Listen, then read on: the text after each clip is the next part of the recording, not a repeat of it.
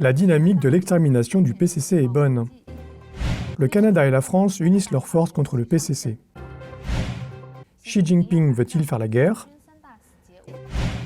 Les États-Unis développent une arme secrète contre les communistes. Des législateurs américains soutiennent le renvoi de Fauci. Un journaliste de la BBC a quitté la Chine pour avoir exposé la vérité cachée du PCC. Un expert propose aux États-Unis de profiter du conflit économique sino-russe. Les commentaires et les actions négatives du PCC concernant Hong Kong, le Xinjiang ou l'épidémie ont choqué la communauté internationale.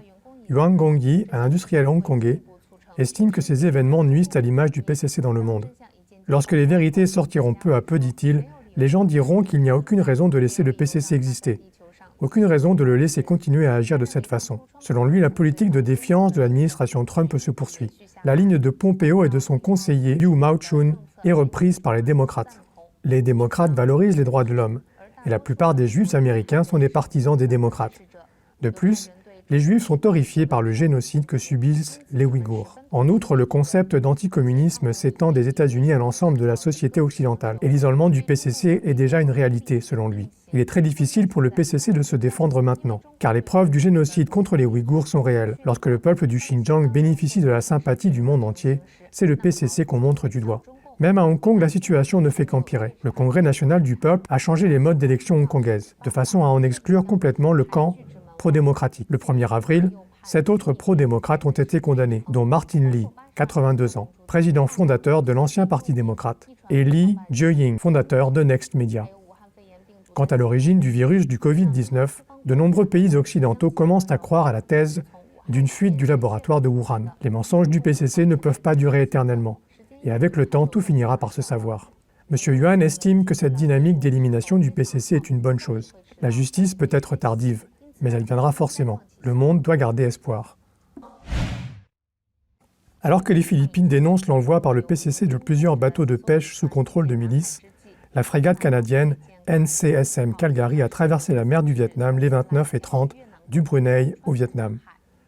Le porte-parole du ministère canadien de la Défense nationale, Daniel Le Boutillier, a confirmé la nouvelle, annonçant que c'était la voie la plus directe à prendre. Selon Radio Free Asia, un fonctionnaire du ministère de la Défense, qui a demandé l'anonymat, affirme que les autorités du PCC surveillent les allées et venues de ce navire de guerre, le PCC revendiquant la souveraineté sur cette zone. Selon Stephen Nagy, expert principal à la Fondation canadienne Asie-Pacifique, c'est une façon qu'a le Canada d'affirmer ne pas reconnaître la souveraineté du PCC sur la mer méridionale. Et cela montre que la politique indo-pacifique du Canada englobe la diplomatie et la politique, la défense et l'armée, le commerce et la culture. En outre, le Bureau de la sécurité nationale de Taïwan a également signalé que des sous-marins nucléaires et des navires d'escorte français ont récemment emprunté des voies de navigation en mer de Chine méridionale et en mer orientale. La Grande-Bretagne et l'Allemagne comptent faire de même cette année.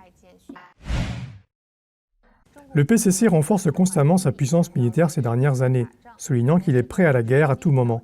Il a lancé de multiples attaques provoquant des tensions en mer de Chine méridionale et à Taïwan. Récemment, le commentateur Yue Shan a déclaré dans un article qu'il y a encore 3 défis majeurs que l'armée du PCC ne peut encore relever. Le premier est la corruption. Pourtant, Xi Jinping est en lutte contre la corruption au sein de l'armée, et ce depuis son arrivée au pouvoir. Il a même limogé près de 200 officiers supérieurs.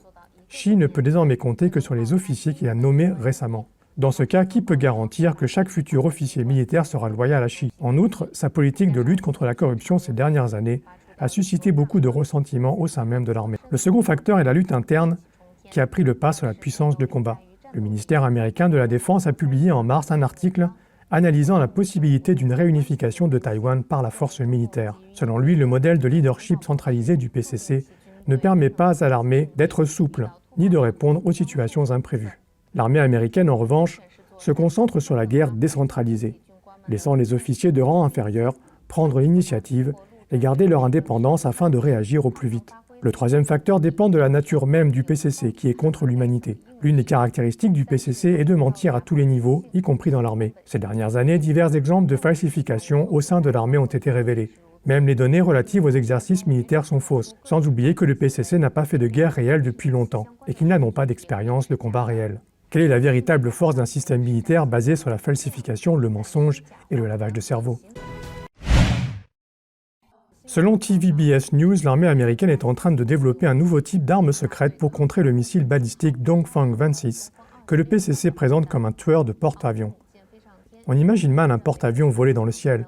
Pourtant, le drone ELF X-61A, développé par l'Advanced Research and Development Program Agency du ministère américain de la Défense et de Dynetics, réalise progressivement ce rêve d'un transporteur aérien. Selon les rapports, ce concept de drone pourrait être placé sur d'autres avions ou plateformes de lancement pour attaquer les adversaires.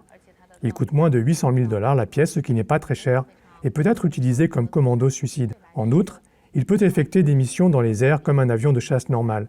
Et une fois qu'il a terminé, il peut se garer à nouveau sur l'aire de trafic aérien, c'est-à-dire sur le porte-avions volant.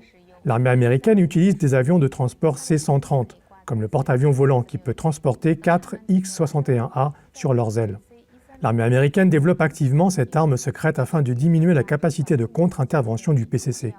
Le missile balistique Dongfang 26 du PCC, étant connu comme un tueur de porte-avions, les experts en armement américains n'osent pas le prendre à la légère. La députée américaine Marjorie Taylor Greene a récemment présenté 2 projets de loi, le premier pour que Fauci soit congédié et le deuxième sur le droit de refus.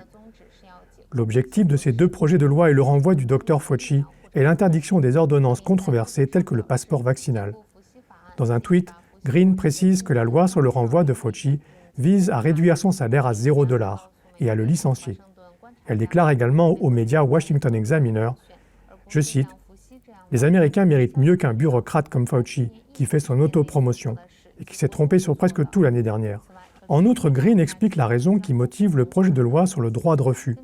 Selon le rapport Rasmussen, seuls 44% des Américains pensent que le passeport vaccinal du PCC est une bonne idée. Pourtant, l'administration Biden continue de vouloir obliger les Américains à se faire vacciner, avec la menace de réduire leur capacité à s'engager dans des activités commerciales.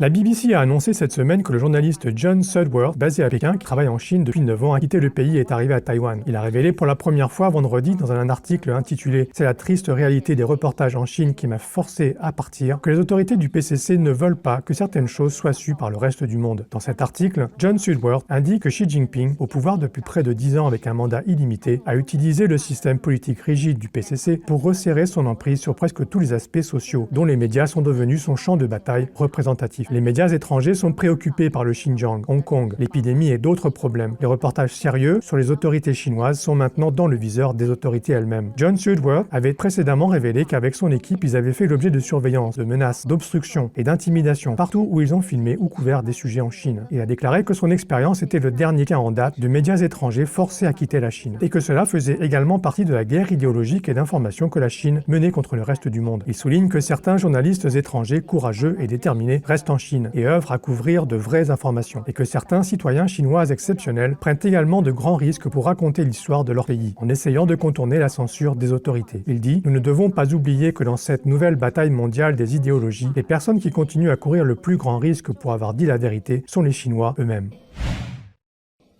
Si l'on considère la situation actuelle aux États-Unis, en Chine et en Russie, il n'y a pas de tendance à l'assouplissement des relations américano-chinoises après l'entrée en fonction de Biden, alors que la Chine et la Russie se rapprochent, signent de nouveaux accords commerciaux, effectuent des exercices militaires conjoints et collaborent à l'élaboration de règles communes pour Internet. Beaucoup craignent qu'une alliance russo-chinoise ne soit dangereuse pour les intérêts américains et pour la démocratie mondiale. En réponse, l'analyste Willis Sparks de l'Eurasia Group a écrit que Washington ne doit pas trop s'inquiéter de voir la Russie et la Chine former un axe contre l'Occident, mais devrait plutôt réfléchir à la manière de tirer parti de l'opportunité offerte par la concurrence entre les Russes et les Chinois. Il dit « La Chine et la Russie ont des intérêts communs clairs, et toutes deux veulent limiter l'influence des États-Unis sur le plan géopolitique. Mais il existe également des tensions entre les deux pays, et elles limitent leur capacité à se rapprocher. Un point de discorde essentiel est la grande asymétrie qui existe entre les intérêts russes et chinois en termes de commerce. Le premier partenaire commercial de la Russie est la Chine, mais pour la Chine, en revanche, la Russie n'apparaît même pas dans la liste des 12 premiers. En effet, le premier partenaire de la Chine sont les États-Unis. Le commerce avec la Russie ne représentant même pas 1% des transactions chinoises. Sparks note que la stabilité politique de la Chine dépend de sa stabilité économique et que c'est cette dernière qui a le plus d'impact dans les relations avec l'Europe et les États-Unis. La Chine a besoin de se construire une relation durable avec l'Occident, alors que la Russie cherche à fondamentalement remodeler le système international. Leurs relations commerciales ne déboucheront ni sur une alliance militaire, incompatible avec les objectifs de la Chine, ni sur un partage systématique dans le domaine du renseignement, comme cela existe entre les 5 alliés que sont les États-Unis, le Royaume-Uni, le Canada, l'Australie et la Nouvelle-Zélande. M. Sparks souligne que Washington pourrait faire bon usage des conflits et rivalités entre Moscou et Pékin, tels que la diplomatie du vaccin, dans laquelle les deux pays sont désormais fortement engagés.